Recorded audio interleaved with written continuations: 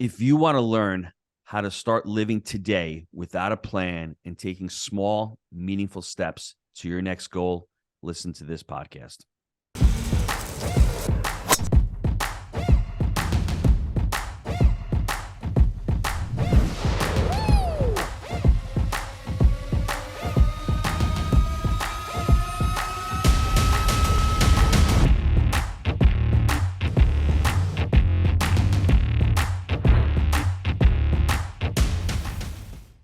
Hello, everybody. This is Jake Stenzel, host of Jake and Gino podcast, with my co-host, the multifamily mentor, the coach, the chef, the father, six, the best-selling author, G-Daddy, Gino Barber. Gino, how's it going?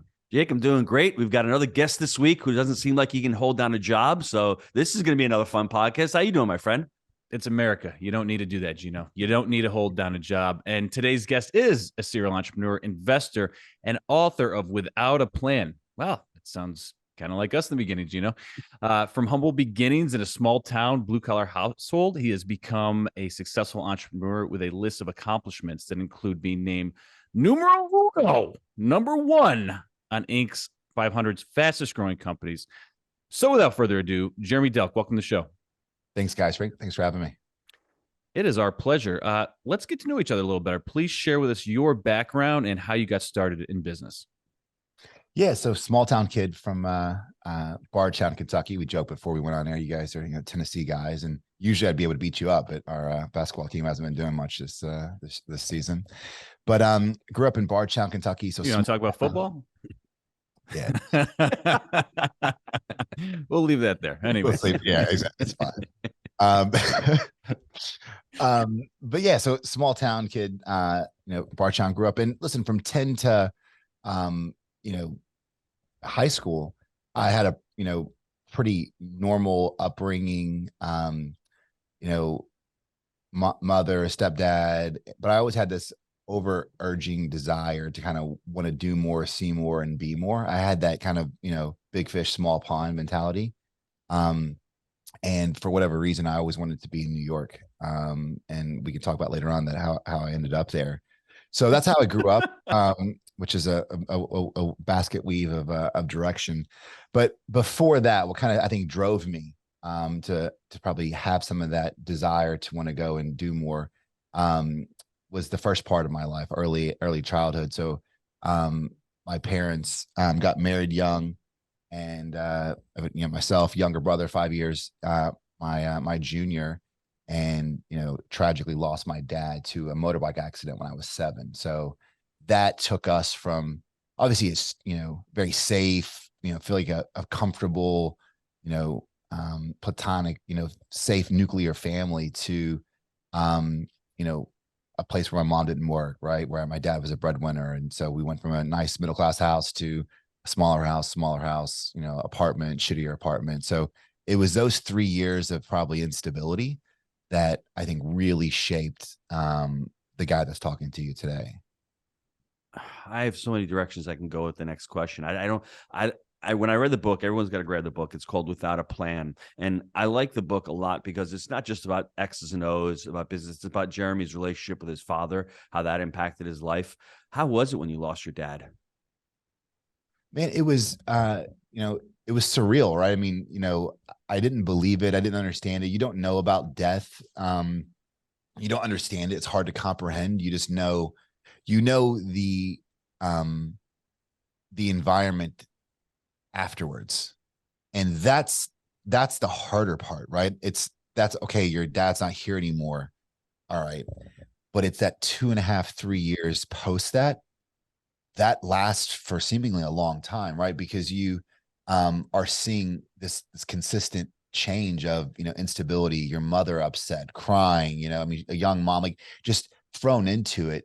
So for me, and this is, we can get into fucking therapy, like, and hundreds of thousands I spent trying to get through some of this stuff later in life, because I never dealt with it, was that was hard. That was the hard part, right? Because I had to grow up from 7 to, a man of the household at that time.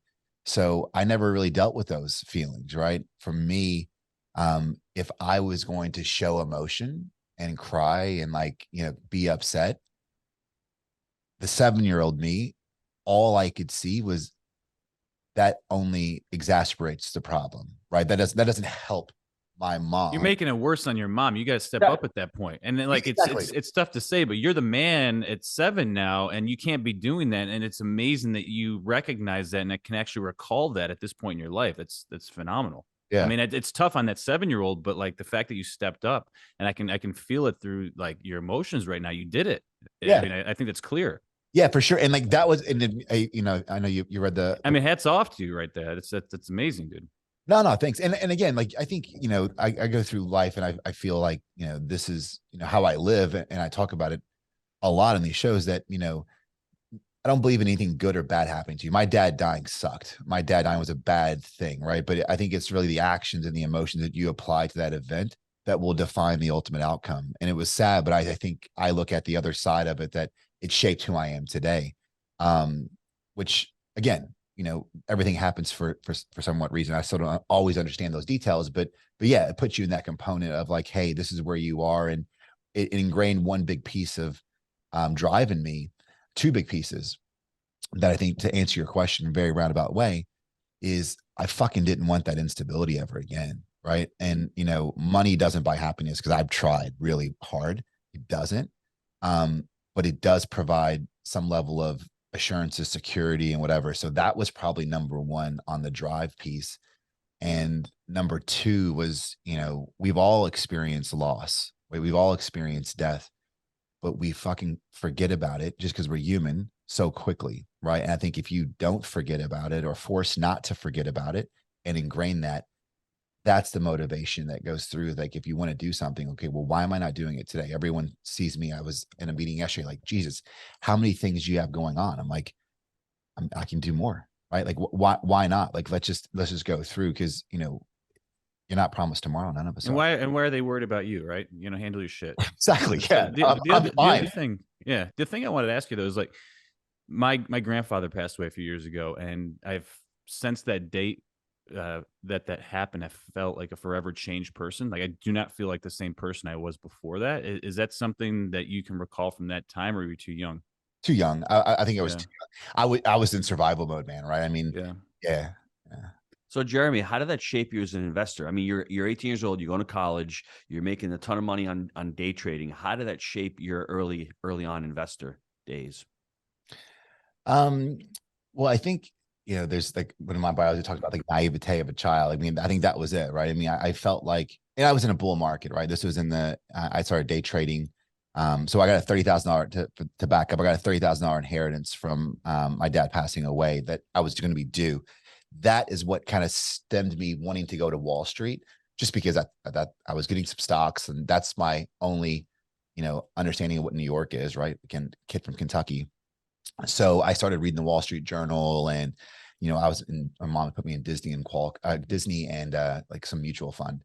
So I was, you know, this was early days of the internet, raging bull. I was looking at, you know, different, basically like those are like, you know, stock Reddit forums, and watching CNBC, and just was self-taught. And I was just, you know, ingrained in the idea that, wow, this kid from nowhere, Kentucky, now can touch New York. I can be on my computer, and I was day trading on a Palm Pilot, and in a bull market, I was a fucking genius, right? I mean, I was doing high volatile things. I was very basic strategies. I was either long or short positions. I was truly day trading. So I'd close out my positions each day.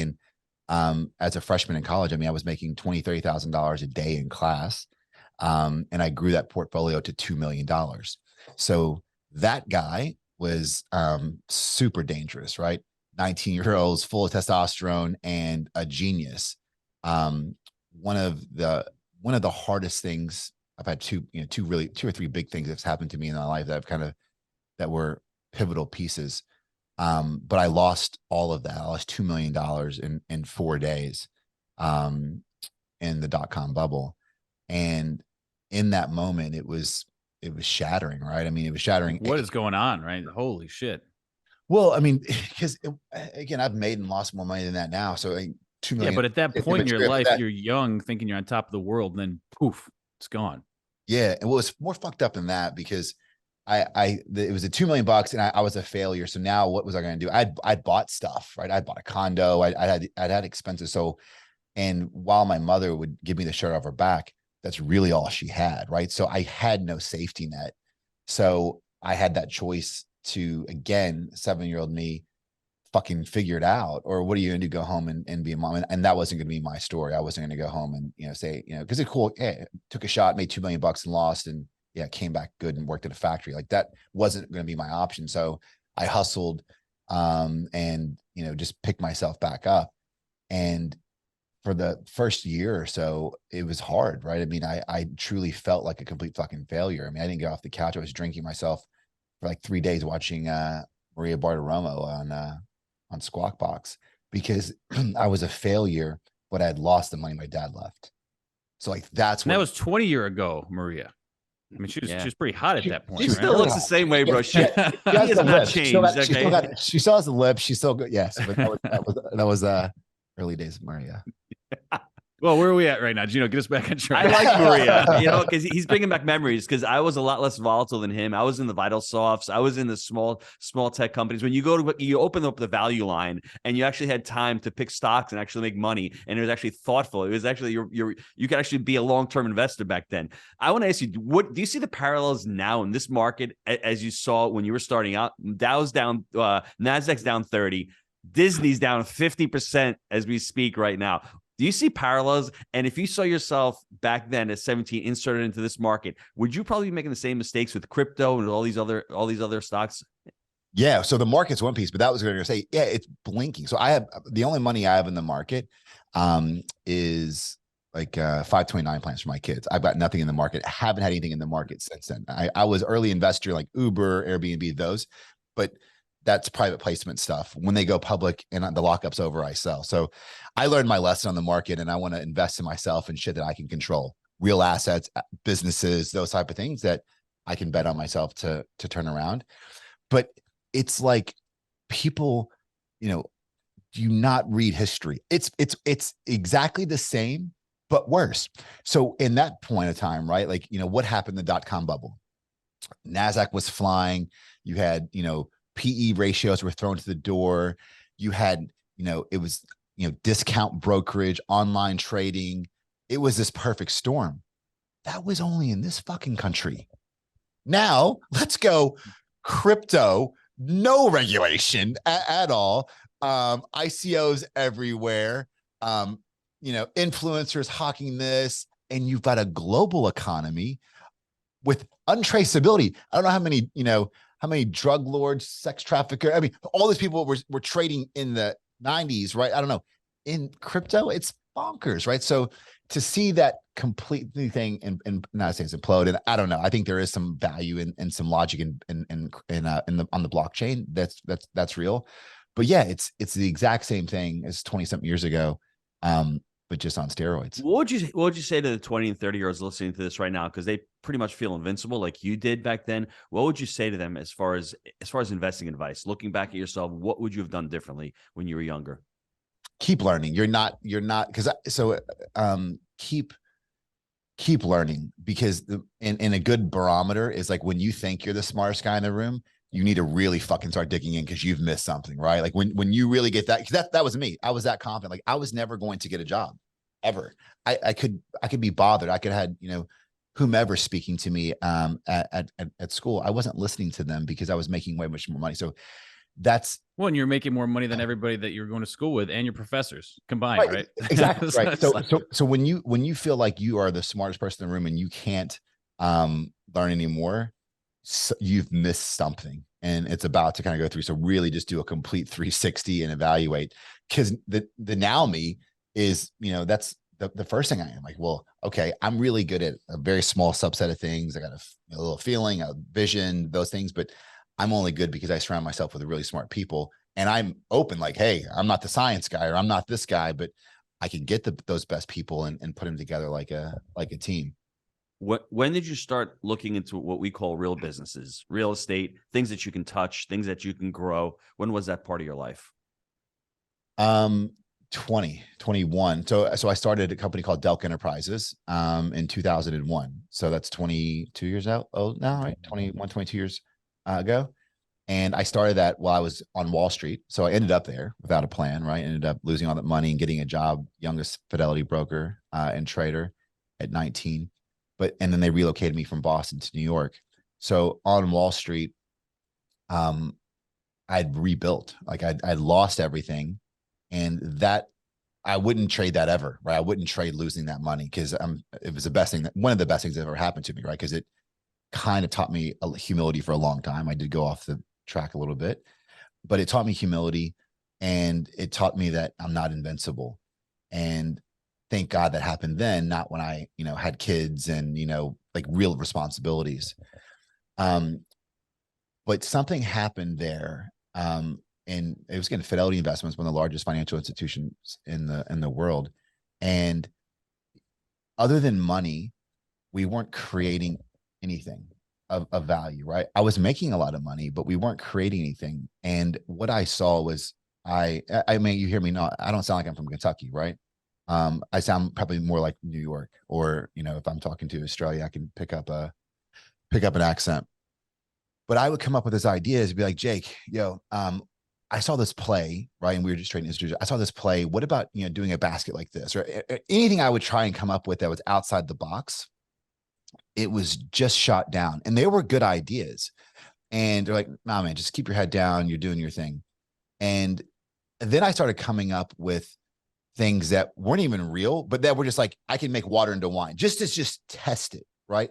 And no matter what I said, it just got shot down. And I started to feel like this is where you go to die. At least me, right? I'm a creative. This is what corporate America, the job you go to die. Because it's they weren't wrong.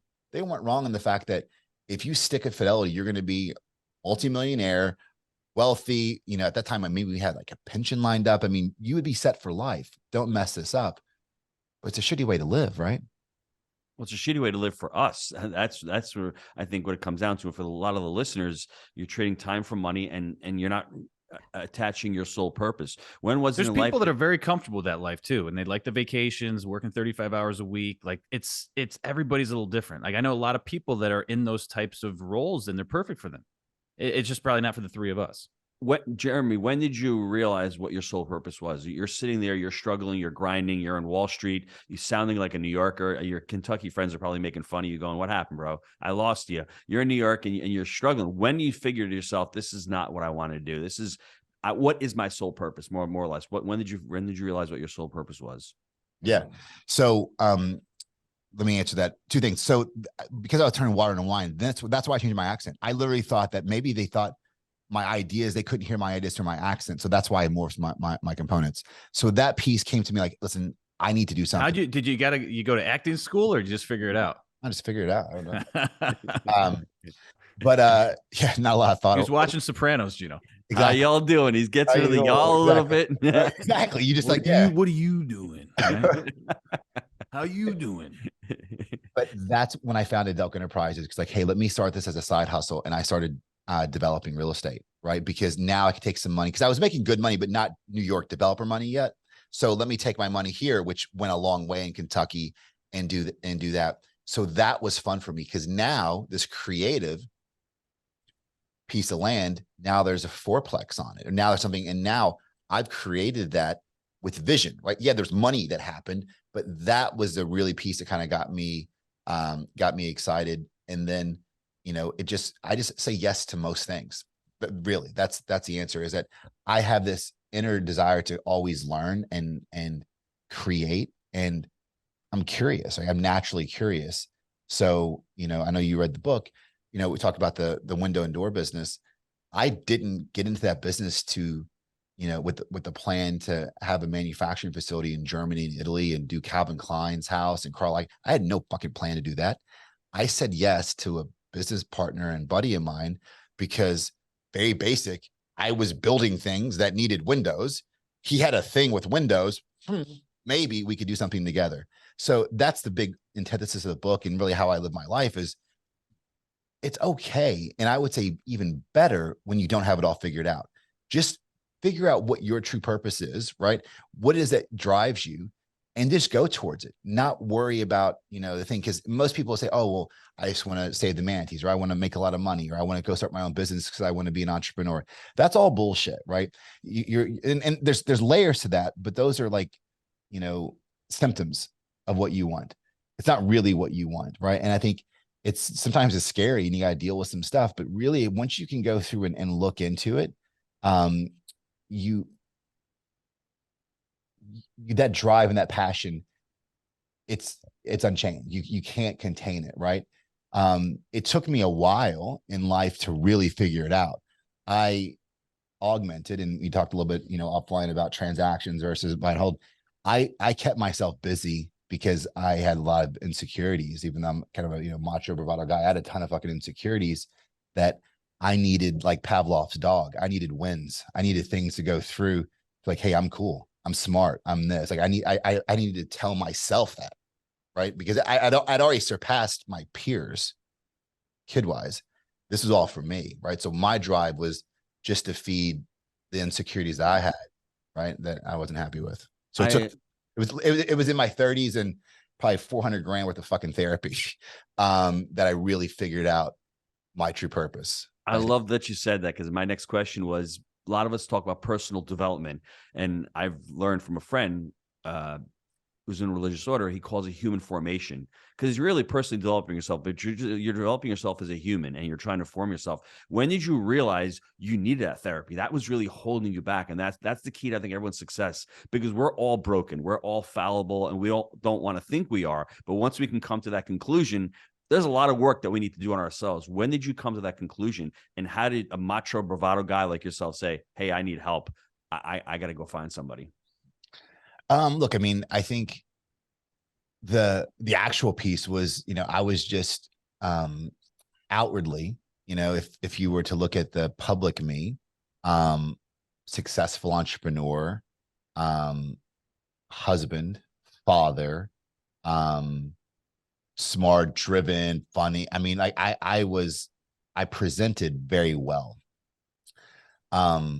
Internal me, right, was a fucking, and home life was great, right? Home life was not great. Home life was very, bland. There wasn't a lot there. There was just, everything was kind of going through. It was like a safe haven. I can go through and get some reprieve. But I wasn't, and I'm not proud of this, but I talk about it. I wasn't faithful in my first marriage. I was still dealing with, some people, you talk about drugs or alcohol. You got people that are in pain and they're just drinking to forget things or whatever. I was the opposite of that. I would drink and get blackout drunk and do two things. One, I did it to feel, which is weird, right? Like I did it to not to forget, to actually feel, because going back to that 7-year-old kid, that level of your world getting ripped apart, they can only rip something from you if you care about it, right? So I lived a huge part of my life where I had tons and tons of acquaintances, relationships, and friends. But the moment I thought you were going to like hurt me or kind of go through, I cut. Like, you're dead, right? You're going through. So I never really had those true vulnerable relationships, including with my wife. That I just had this walk because I was trying to self-protect so much, but that wanted to get out after alcohol. Then I would kind of share how I really feel and whatever. So that was one piece. And then going back to insecurities, I think, I would mistake sex and intimacy for love and wanting to feel that kind of love, especially in that vulnerable place. So it was just, that habit and rinse and repeat. Like, you go and live that life, and you're in Vegas at a conference going through, and you look in the mirror the next morning and you just fucking have this level of self-hatred. Like, the fuck's wrong with you, right? Like, you don't like, I think there's some people that they've got other fucking issues, right? Like, oh, I'm cool, but I hooked up with this girl, like whatever. Like, for me, it was like the next morning I just fucking hated myself. I mean, it was, I mean, they hoping the plane would fucking crash on the way home. I mean, it was just fucking really tumultuous feelings. And that for me was like, what's wrong with me? Because I gave you the outward description. I have it all, right? So the first trigger with the therapist was like, the fuck is wrong with me, man? Like, why am I doing this destructive behavior? And is it like thrill seeking? Like the thought I was going to get caught? Or like, and no, it wasn't. It was just that, it was that level of, it's called, it's diagnosed. I mean, from my, in relationships, you have different attachments, right? Mhm. So I'm what's called, or I think still am, much less to a degree, it's called anxious attachment. So I get really excited, but like if something goes away, then I try to overcorrect and, go forward if I feel like there's a power struggle in that. So, so yeah, that's how. You may not be able to answer this question, but how were you able to function at such a high level, having such inner turmoil and inner demons? Um, well, I think I segmented them, right? I segmented or compartmentalized the parts of my life, right? I mean, from the relationship with my wife and the home life, I wanted to have kids. All of my friends, I was the last one in my friend group in New York to get married. It was the next logical thing to do. Um, she is a great mother, was a homemaker and like to cook and whatever. So like that was like a thing that you get, right? You just plop that in, that's in there with the Ferrari and the other. So that was just the thing. And then all of my focus was business, right? And it was going back into that love of learning. So that didn't ever change. Because like if I was shielding that for a therapeutic reason, I would still be I wouldn't do what I'm still doing. I'm still crazy. I'm still doing 100 deals and whatever because I like to learn.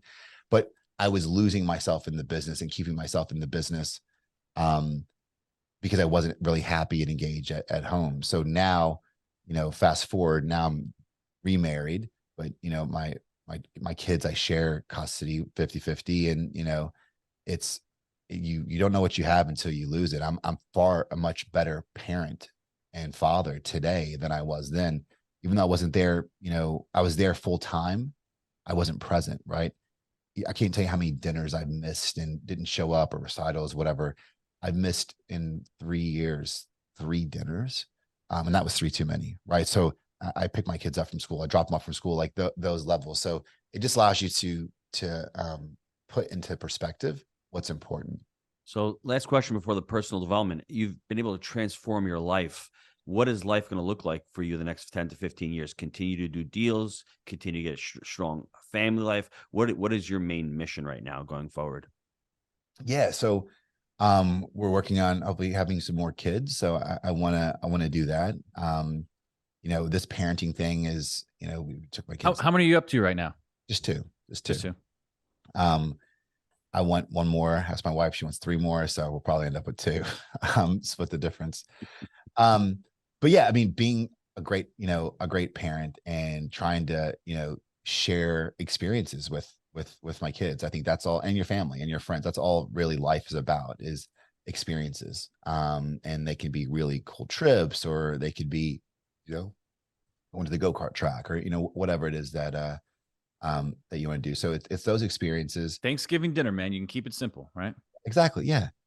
And then the deal stuff for me has really changed to, I love it and I love investing, but for me, it's been this role of, I do some coaching and I for deal flow. A lot of this podcasting has been me being able to just be sounding boards and hopefully have my story help someone overcome, because the business stuff is fucking easy, right? I mean, I'm not saying I'm not smart. I've just had a lot of battle scars. So 20 years. So someone's problems that are just, you can't get over, so a lot of times come over and give some ideas or a different insight or perspective on it that helps them get through. So that stuff's easy. What I really like doing now is, and the message I like getting is like, hey man, I read your book and I was going something similar, or I wasn't happy in this relationship, right? Or I don't think I was being my authentic self here. And like those type of things, that's the most meaningful for me. So, so that's it. Like I'm having a blast doing this type of stuff. And trying to practice what I preach. Like, hey, none of us are perfect, right? It's a complete continual personal development, but as long as you're getting better each day, and then you can kind of, you get off track, we all do, and bring yourself back, drive it back down to that core purpose. And, if you can help someone else, make the world a little bit of a better place, it feels good. Good. All right. Let's take a quick time out to hear from our sponsor.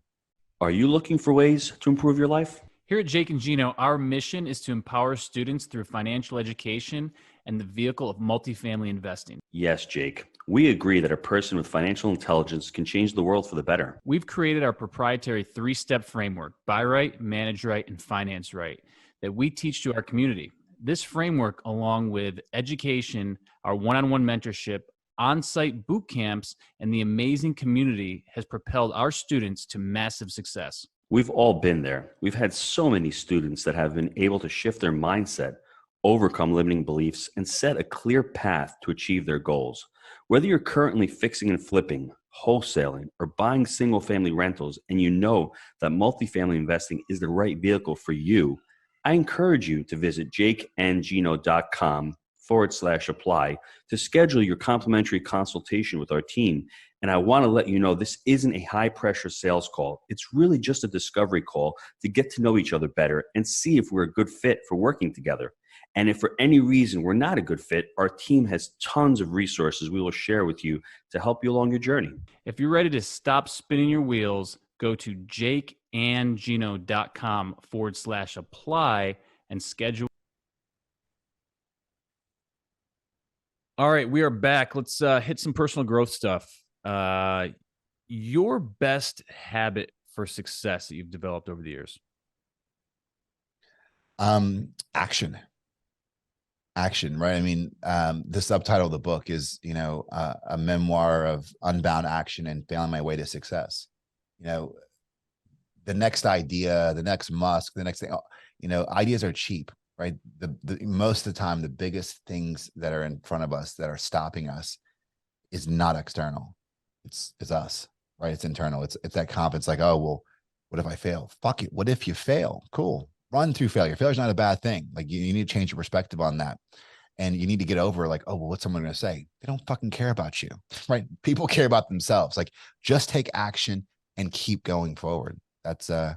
And just do it. Cause once you change it, when we were in a digital media business, still do, but it's more service-based now than our own company. But we would spin up ideas a couple a week.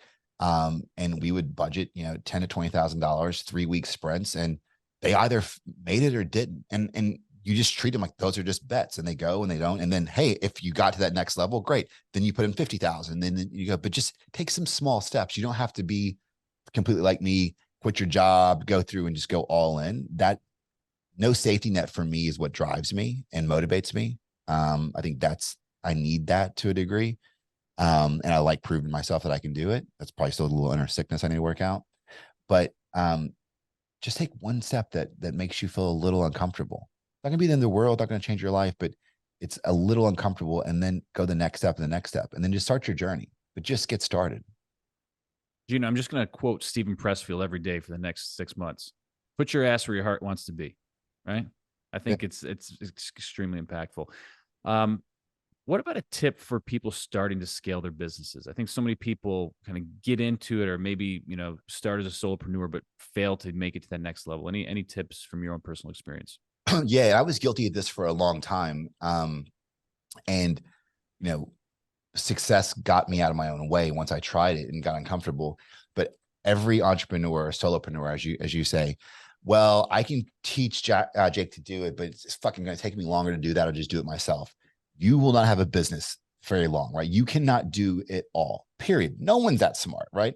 So bringing on someone to do something you're not good at, or B, you don't like, to free you up to the things that you are good at to like, you can do it too soon, but it's hard. It's more likely you wait too long to bring someone on, because once you make the commitment, like, okay, I'm going to allocate resources, they're not waiting in your fucking lobby. You got to go find them, right? That's right. Okay, there you go. Now we can bring in a sub and Gino. So like you gotta start that process early and then sound it through. But that's also an internal piece. Like what do I really like doing? I love going out and talking and pitching deals. Cool. Well, I need someone to back me up to implement due diligence or whatever it is. Yeah, definitely the biggest mistake that we made early on, Gino and myself. I want to get your insights into 2023, because 2022 was the worst year for stocks since '08. You had back-to-back quarters of negative GDP, highest inflation since '81. Mortgage demand plunged. Interest rates basically doubled. Home sales have recently fallen. Car sales have fallen dramatically. It's a changing marketplace. So, any opportunities that you see going forward? Yeah, I'm excited for it, really. I mean, I think anytime you have this kind of changeover and uncertainty, it creates value and it creates opportunities. Hopefully you got some cash set aside to plow in when the market. You didn't blow it on all the overpriced assets, right? Come on, hold something back. Yeah, I did buy it, but I mean, this to show you why I don't care. We started a car club, an exotic car club. It was just mainly a way for me to justify having a bunch of cars so I can share them with my friends. But again, I don't really give a fuck about the economy. Like that's like external noise. I focus on like what is in front of me, control, and that's just someone else's problem, right? And I maybe it's ignorance is bliss. It's fucking worked for me for 22 years, right? I focus on my circumstances. Okay, this acquisition, I'm doing. We're looking at doing a 6-acre commercial development right now, and money's 6%, right? Fuck it. Is it going to be 6? Like, so who cares? Like who cares over the lifetime of the deal? You guys are real estate guys. Like, there's still going to be people buying fucking coffee and getting car washes there, and it's on Nicholasville Road. So, yeah, I'm going to. But that's why it's exciting though right now, because if you buy the land or you buy the deal right now at a discount, and you suck it up for 2 years with shitty interest rates, and then you can refi in 2 years at a better rate, and you got a good price on the deal. That is like the best case scenario right there. Fucking the deal cash flows is at 6. Yeah. What are you doing? It makes and then when you recap it, do we get back to the 2s and 3s? I don't think so, but okay, 4 is still good. Dude, who gives a shit? 4.5. If you're buying on cash flow now, you're in the money, right? Exactly. So yeah, it's noise. Right. And it's a fucking excuse. Like, oh, well, it could be opportunity, right? Like I'm excited about cheaper deals because I'm a cheap fuck. And so I'm excited to get some better opportunities over the next couple of years here.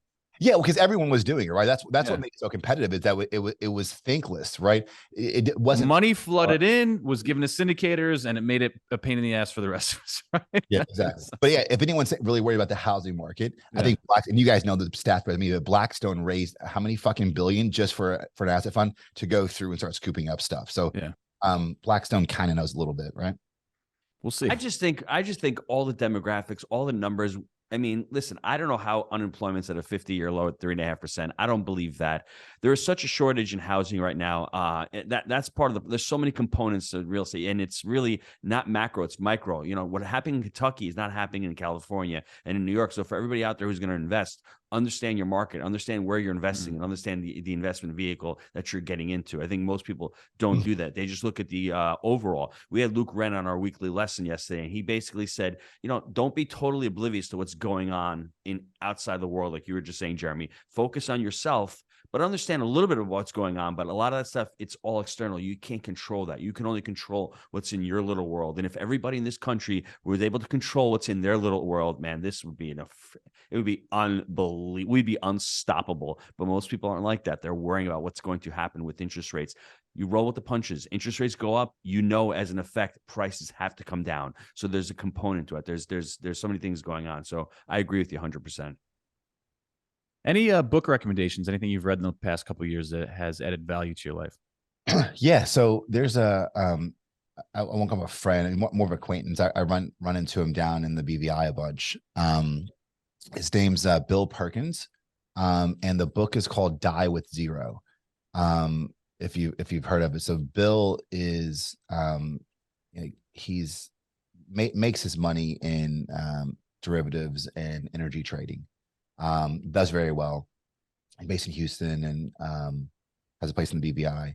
But he wrote this book, Die with Zero, which is like, you know, the cover is like basically, you know, we met through a mutual physician with a high-end doctor out in California. And one of the first things he asked all of his patients, and Bill dedicated the book to this doctor, is, you know, hey, Bill, do you, how's stress life? You know, what do you imagine? You know, do you have a fear that you'll run out of money? Right. Which is a big fear for a lot of people. And Bill's response was, I hope I run out of money. And he just put his pen down, like, I've never had that answer. Right. I mean, what do you mean? And it's so smart. It's so simple too, in the book. But basically the idea is, if you want to give money to your kids need the money at 22, at 25, when they're trying to buy their first home. Not when you die and they're fucking 50. They're already settled, right? Like, it's another component. If you want to give money to charity, your charity needs that money now, right? Not later. So it's not a selfish lever, like, hey, let's just blow all the money, but it changes your mindset of money versus like life points, I think is what he calls it, right? And it's experiences. How many people do you know, right? I mean, you mentioned you lost your grandfather. I mean, that generation, you know, similar to my grandparents, they worked so long, saved a lot of money, and by the time they retired, yeah, they went down to fucking Florida for a little bit. Like they didn't really live. Where like, you know, he looks at life in these things like called time buckets. So we talked a year or two ago, and he's making a point to hit all of, he's 50 something, great shape, phenomenal, hangs out with Goggins and Bazarian and all those fuckers. But he's focused on doing walking cities like Machu Picchu and going and doing those things, because you can do that at that age when you're able to do it. And then a different part of your life, you're going to be, you know, yachting in the south of France or whatever it is. So he just really focuses on those experiences and those memories. Cause like when you're 100 and you're sitting in the nursing home, doesn't matter what you got in the bank, right? It's really what those, what experiences you've had yourself, what charities you've impacted, you know, family, friends, the you know, kids, those type of things. So called Die with Zero. It's an easy read. I like components of it. I got a different spin on it. So because we're in the apartment business, I like the idea of building up these assets and then maybe they're contained in a trust or whatever. But I want to reinvest all the money. Maybe I'll die with zero in the bank, but they will be spitting off cash every month to be reinvested. So I don't know. Maybe it's a little different take. No, I understand. So it's, I don't think it's, Yeah. I don't think it's a cashing out assets. I mean, because Yeah. he makes income, but I think the idea that you're not saving towards a number. So I agree. So everything everything I do, I don't believe, even though I've made earned income for 20 something years, I don't believe in myself. I don't count it. I do not count the earned income. I try, and I don't fucking do a great job at it all the time, but I try to live only off of passive. Yes. Because if I get shot in the head, I still get mailbox money. So that's what I try to go.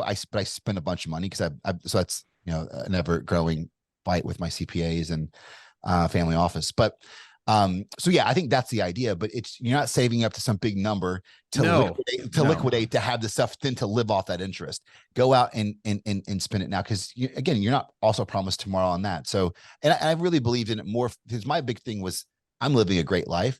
My big fear, I know you got 6 kids. My big fear is like my kids are growing up differently than I am.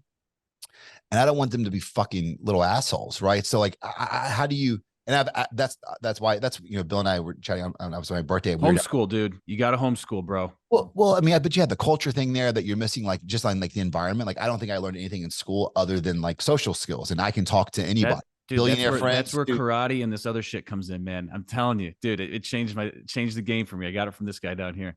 Really? Yeah, but it's huge. It's huge. Yeah. No restraints either. You want to go to fucking British Virgin Islands or wherever you're going, you're not being dictated to. You just go. And you know what? You do a little math in the plane. Yeah. So it works out. Dude, it's fucking incredible.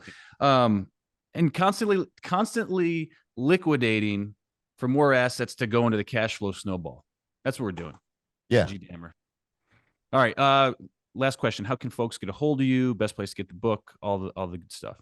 Yeah, books available everywhere. Like so Amazon, Barnes and Noble, all of that. JeremyDelk.com is the website, and I'm Jeremy S. Delk on all socials. Gino, start that lawnmower, dude. Or is it a chainsaw today? What's it going to be? I'm going to try to make this as eloquent as possible because Jeremy's book was great. Oh, damn. And, you know, in the book, the story that really, I guess, bothered me or made me sad was he was at his dad's shop and he was like, Mom, I want to stay here. I want to stay here. And his mom said, no, you're getting your ass home. And he got home, and that was the night that his father tragically passed away at 7 years old. And when you look back at a little 7-year-old growing up without his dad and not understanding that, living the middle class lifestyle, and they're getting constantly downgraded, then going to college and all of a sudden being the big man on campus, making a couple $1,000,000 and sitting there going, my professors don't know shit. And for the most part, they don't. They're making 50 grand a year and they're trying to teach you how to make money. You sit there pondering to yourself, what am I doing here? Then he decides to lose that Kentucky accent, move up to Boston, start working for Fidelity. And then from Fidelity, he became wicked smart, Gino. Wicked smart. He goes to New York. And then in New York, he says to himself, I can't be the cubicle guy. This is great. The pension's great. Everything's great. I'm going to let Jake and Gino person on the podcast who's unemployable. This is not for me. And he decides to shed that. But in the process, it's really a life of transformation. I don't want to say change. He's transformed his life from that person who's got a lot of inner demons, and he's worked and he's spent and invested thousands and thousands and thousands of dollars into himself. And he still has those, what we call inner demons, but that's great. That's what life's all about, is to continue to work on it and to actually be conscious about it. Whereas 20 years ago, he may not have known, he may not have understood why he was failing at certain things. He's still failing now, like all of us are, but he can understand and diagnose it. And the book Without a Plan is great. Just start. Think big, start small. Stop making excuses. Find the courage within yourself to find out what you're supposed to be doing on this planet, and take small but meaningful steps and continue to take those steps. Well said, Gino. Well said. Gang, as always, we believe in buying deals for the long term. Think in decades. I'm Jake. He's a G Daddy. We make it happen. We'll see you next time. Thanks, Jeremy. Thanks, guys. That was awesome. A lot of fun.